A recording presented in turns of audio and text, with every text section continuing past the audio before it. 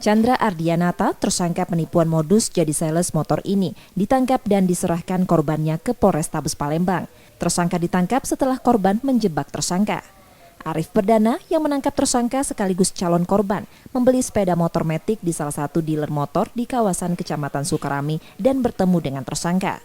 Namun dengan alasan motor yang akan dibeli kosong, korban kemudian menunggu 1 bulan dengan jaminan uang muka 5 juta rupiah.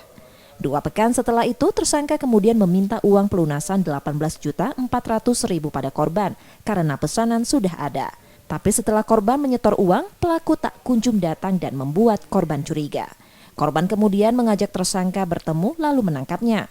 Setelah ditangkap, baru diketahui tersangka tidak lagi bekerja sebagai sales motor dan uang korban sudah digunakan tersangka. Dia ngaku apa? Sales motor. Ya. Pas ketemu? Pas ketemu panjar dulu awalnya.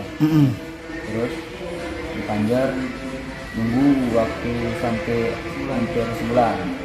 Terus dia minta donasi bahwa motor itu ada depan motor. Nggak tanya bukan motor kami, motor uang lain. Itu. Tadi lah pelunas. Jadi kami ngelapor ke sini, jadi motornya nggak kati. Dari laporan korban tersebut, tersangka terancam pasal penipuan yang kini ditangani Polrestabes Palembang. Yudi Kiswanto, Kompas TV, Palembang, Sumatera Selatan.